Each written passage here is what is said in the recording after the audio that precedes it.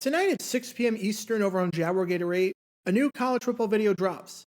In this video, we'll be talking about a broadcasting controversy from 1998 involving the state of Hawaii. And now, on with our feature presentation. The one thing about human beings, especially professional athletes, is that they know their own bodies very well. What I mean by that is that you know if you physically can't go anymore. You know if you're out of stamina. You know if you're hurt or if you're injured. And there's a difference between the two. You know when the pain in your elbow hurts to the point where you can just shake it off, or hurts to the point where you need to put some ice on it, or hurts to the point where you need to go to the hospital and get this checked out. And especially when you're a football player who has given blood, sweat, and tears to the game and takes a beating for a living in one of the most violent sports out there, you know your limits.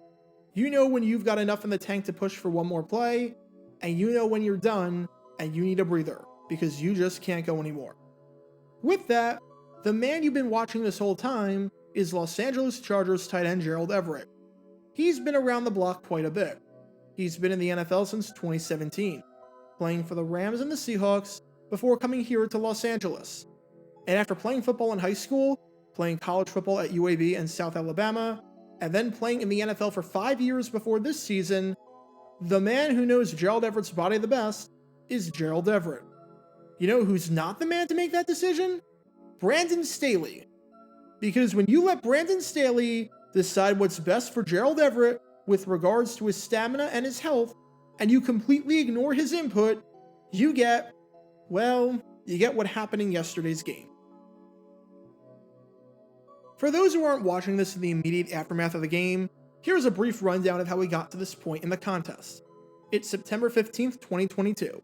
It's week 2 of a brand new NFL season, and we've got a big AFC West game between the Kansas City Chiefs and the Los Angeles Chargers over at Arrowhead Stadium.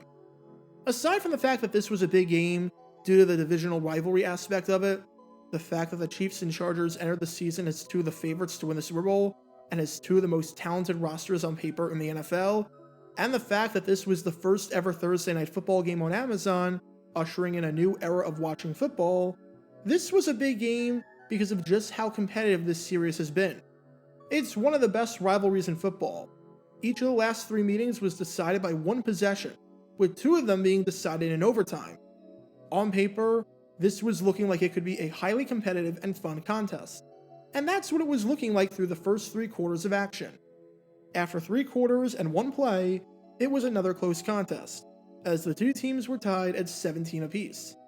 Los Angeles really needs to get something going on this next drive, as Kansas City has scored 10 straight points after trailing 17-7, so the Chargers need something to get the momentum back. It starts off well when they get some help thanks to the drive starting at the 40-yard line, after a touchback and a 15-yard penalty by Brian Cook for unnecessary roughness. Always good when you get to start near midfield without having to do anything or lift a finger. And the Chargers definitely took advantage of this great field position. A first down conversion after Austin Eckler picks up 4 yards. Then, another first down conversion after DeAndre Carter picks up 8 yards and goes out of bounds. At the very least, you're now in field goal range, and it's looking highly likely they are going to reclaim that lead you had for most of the game.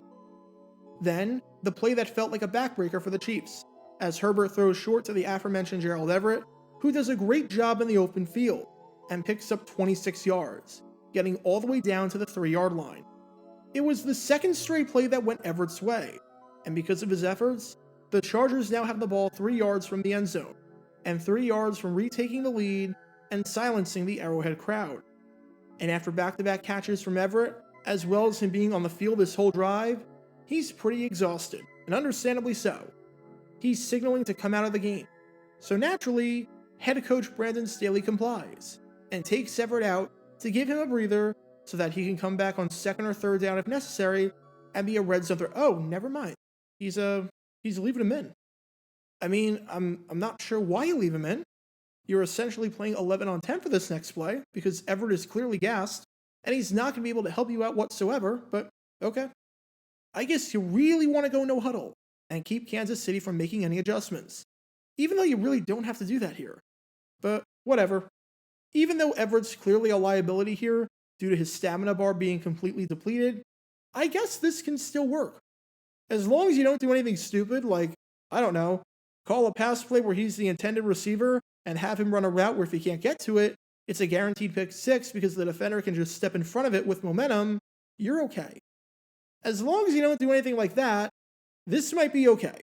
So let's see what you got, Charger coaching staff. Big guy to bring down. Again, quick tempo, and picked off at the 1-yard line. That is Watson. Welcome to Dumb Decisions. Before I break down what happened here, this whole series is about taking an in-depth look at decisions made during games that were clearly awful from the start. This isn't something look bad in hindsight.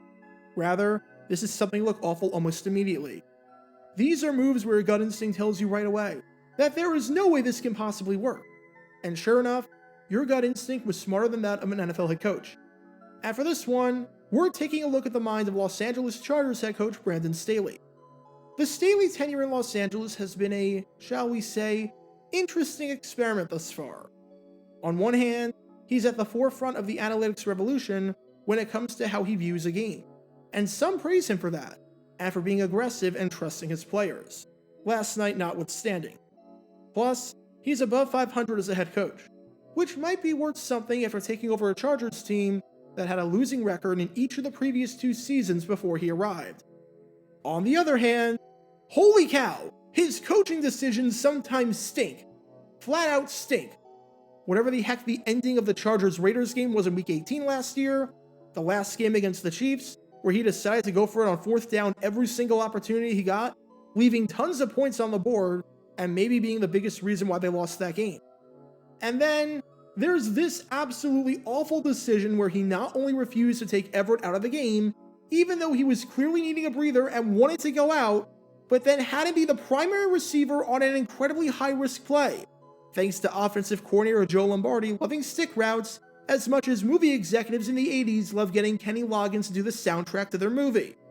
Because this decision by the Chargers, and by Staley, to not take Everett out when he was clearly asking for it, was bad.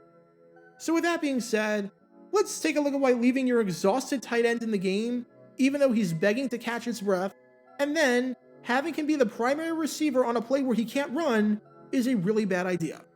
Now I could go on a 5-minute rant and discussion of how this is something that you just don't do, and how if a player who clearly knows his body better than you do is asking for a breather, you give it to him. But I'm not going to do that, simply because it's very surface level, it's very self-explanatory, and I'd just be repeating myself in a bunch of different ways. So I'm not going to do that. So we're going to take a look at this from a different perspective, because I think we can all agree that the main reason, and the number one reason, why Staley left Everett out there was because he wanted to run the no-huddle offense, keep the Chiefs on their toes, and prevent the Chiefs from making any defensive substitutions. And in Staley's mind, with the risk-reward analysis, he was willing to risk having a tired player out there for the Chiefs not being completely ready. Now, why this involved Everett being the primary receiver? I'm not sure, but that was his logic. The reward of going with a no-huddle and finding the end zone with it outweighed the risk of having a tired player out there. So the question we have to ask ourselves here is this: did this logic make any sense? Can I at least see where Staley was coming from when he made this decision? Judging by the title of this video, I think you can tell that the answer to that question is a resounding no. But let's break down why that is. It boils down to the simple fact that the Chargers did not need to go to the no-huddle offense. Not only were they moving the ball fine when huddling, but they were moving the ball significantly better after plays where they huddled versus plays where they didn't huddle and got to the line quickly. In other words, by going no huddle, based on everything that transpired on that drive and in the second half of this game, the Chargers were putting themselves at a major disadvantage, and that's before even taking into account Everett's stamina being completely shot. On that drive, before the interception, the Chargers ran 7 plays. I'm excluding the first play because there's no decision to make with regards to huddle or not, as you can't exactly run a no-huddle offense on your first play. So there were 6 plays where the Chargers and the coaching staff had to make the conscious decision of whether to get to the line quickly and go with a no-huddle, or whether to huddle up and allow time for adjustments to be made and for players to catch their breath somewhat. On those 6 plays, the Chargers huddled up in 5 of them, including that previous pass play to Everett that went for 26 yards. On those 6 plays, the Chargers averaged 10.2 yards per play. Obviously, That's really good. That's an average of over a first down per play. Even if we take that 26-yard pass to Everett out of the equation, you're looking at 6.3 yards per play, which is also really good. It would be one thing on the drive if the Chargers were getting stuffed play after play when they went to the huddle, and were only moving the ball because of their fast tempo. But that was far from the case. And in the second half, prior to that interception, the Chargers ran 24 plays on 4 drives. I'm taking out the first play of each of those 4 drives because, again, you don't have a choice with huddling versus not huddling. So let's look at those 20 plays. In total, on those 20 plays, the Chargers huddled up in 14 of them, and they went with a no huddle in 6 of them. On the 14 plays where they went to the huddle, the Chargers picked up 109 yards. That comes out to a great average of 7.9 yards per play. In the second half, if the Chargers huddled, you were looking at about 8 yards a play. On the 6 plays where they went no huddling out to the line, the Chargers picked up 18 yards. That comes out to a not so good average of 3 yards per play. So let me get this straight. Option 1 was to huddle up in a sequence that averages 8 yards per play and allows your completely gassed tight end to catch his breath so that he can help you later on and so that you can have 11 fully healthy bodies out there. Option 2 was to not huddle up in a sequence that averages 3 yards per play and not only leaves a complete liability out there because he has no energy, but makes him the primary receiver on the play and have him run a route that requires him to cut. And if he doesn't do it quick enough, it's getting picked off and returned for 6 the other way. Why the heck would he go for option 2? That's like if I'm golfing and I have to choose between a 3-wood and a 3 hybrid off the tee. The 3-wood goes 50 yards further and I can hit it straighter. The 3 hybrid, I've had trouble controlling. I've shanked a few, and in fact, there's a crack in the club head that I need to get fixed because it's broken. If I go with a 3 hybrid, I'm an idiot. If my caddy suggests to go with a 3 hybrid, I'm firing him on the spot. You're not getting a tip. But that's what Staley did here. Again, if the numbers were flipped, and the Chargers were averaging 8 yards per no huddle and 3 yards per huddle, then I would be inclined to defend Staley for that decision to some extent. But this, to put yourself at a disadvantage on a play that's been over 2.5 times worse for you in this half? Explain that one to me, please. For being so high on analytics, I'd love for Staley to explain his logic behind that, because he really didn't dive into it during the post-game press conference, other than saying that it was an unlucky thing. I'm sorry, that's not unlucky.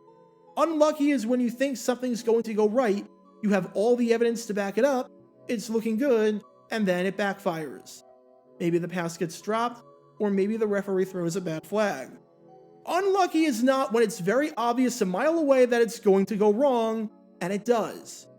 If I have a pair of aces and queens in a poker hand, and I go all in, and I lose because my opponent has aces and kings, that's unlucky.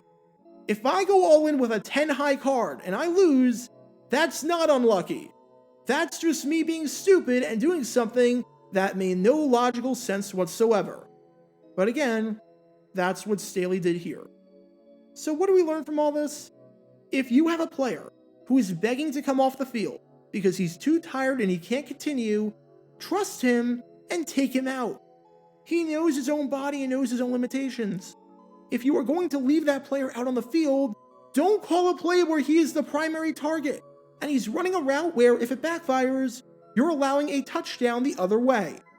If you've got an option to do one of 2 things, and based off of how the game is going, the first option has worked significantly better than the second option, pick the first option.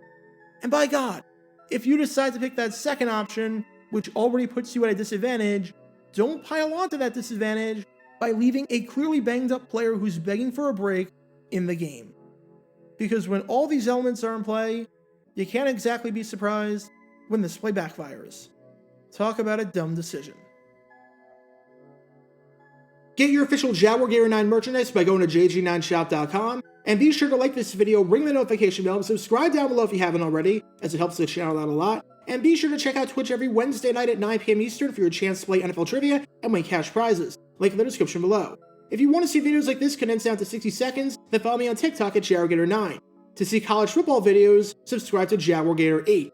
To see highlight videos of players throughout the history of the NFL, subscribe to JG9 Highlights. Also, special thanks to all of our Patreon supporters helping out the channel. Your support is greatly appreciated. So you can become a patron and request future video topics in the description below.